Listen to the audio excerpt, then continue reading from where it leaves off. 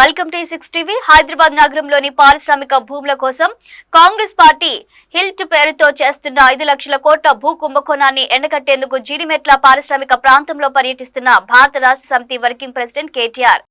Market value 1,00,000 గజం 50 కోట్లు ఒక ఎకరం అంటే దగ్గర ఇప్పుడు చూస్తే మొత్తం 50,000 కోట్ల ఆస్తి 50,000 కోట్ల ఆస్తి. ఇది కేవలం ఇక్కడ ఉండే కొంతమంది బడాబాబులు పెద్దవాళ్ళు డబ్బులు ఉన్న వాళ్ళకి జస్ట్ 12,000 గజం ఉన్నదాన్ని 4,000 గజం ఇచ్చేస్తా అంటున్నారు. ఆ 4,000 గజం ఇచ్చేసి అపార్ట్మెంట్లు కట్టుకోండి, పరిశ్రమ తీసేసి కాలుష్యానికి అందరం వ్యతిరేకం. కాలుష్యం ఉండే పరిశ్రమలు హైదరాబాద్ లో ఉండాలా వద్దా అంటే తరలించాలి. మనం కూడా ప్రయత్నం చేసాం. తరలిస్తే ఎక్కడ తరలించాలా? మనం ఫార్మాసిటీ పెట్టాం. ఫార్మాసిటీ అంటే ఇక్కడ పరిశ్రమను అక్కడ తీసుకెళ్లాలి. ఇప్పుడు మీరు అందరూ ఉన్నారు, మీకు పిల్లలు ఉంటారు, స్కూల్స్ ఉంటాయి, అట్లాగే మీకు కావాల్సిన ఇక్కడ చిన్న వ్యాపారాలు, అవన్నింటినీ కూడా అక్కడ ఏర్పాటు చేసి తరలిస్తే పోతున్నాం, లేదా పోదు. కాబట్టి తరలించాలంటే కూడా మొత్తం వ్యవస్థ ఏర్పాటు చేయాలి. ఈయనేం చేస్తున్నాడు? ₹1,00,000 గజం ఉన్న దాన్ని కొంతమంది బడా సీట్లు 4,000 గజాలు. వాళ్ళు ఏం చేస్తారు?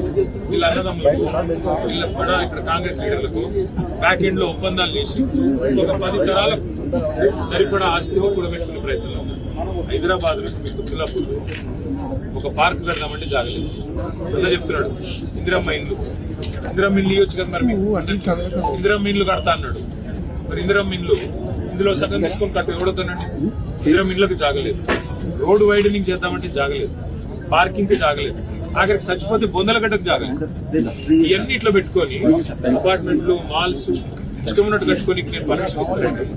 కేటీఆర్ వెంట పార్టీ ఎమ్మెల్యేలు, ఎమ్మెల్సీలు, ప్రజాప్రతినిధులు కుత్బుల్లాపూర్ లోని షాపూర్ లో హమాలీలతో మాట్లాడుతున్న కేటీఆర్, ఎమ్మెల్యేలు మాధవరం కృష్ణారావు, వివేకానంద గౌడ్, పల్లా రాజేశ్వరరెడ్డి, ఎమ్మెల్సీ షంబీపూర్ రాజు మరియు ఇతర స్థానిక నాయకులు. మరిన్ని అప్డేట్స్ కోసం చూస్తూనే ఉండండి ఈ 6 టీవీ. ప్రధానంగా చిన్న చిన్న పరిశ్రమలు ఓపెన్ చేసుకునే వాళ్ళని ఎక్కువ, దాంట్లో కూడా మినిమం వేజెస్ ఎక్కడ లేదు. మన ప్రధాని గారు చెప్పడంలో వచ్చేసి ₹174 ఒక కార్మికుడు ప్రతిరోజు 2 పిల్లలను, తాను, తన భార్య, తన తండ్రిని ఇద్దరిని 6 మందిని పోషించుకోవాలని చెప్పారు. పార్లమెంట్ సాక్షిగా మీరు అందరు విన్నారు. కానీ ఈ భారతదేశంలో ఎవరైనా ఆ విధంగా మనం బతికగలిగి చూపిస్తే కదా మేము ఎర్రన్నలమంతా మా వచ్చేసి వేరే విధంగా మాట్లాడదు.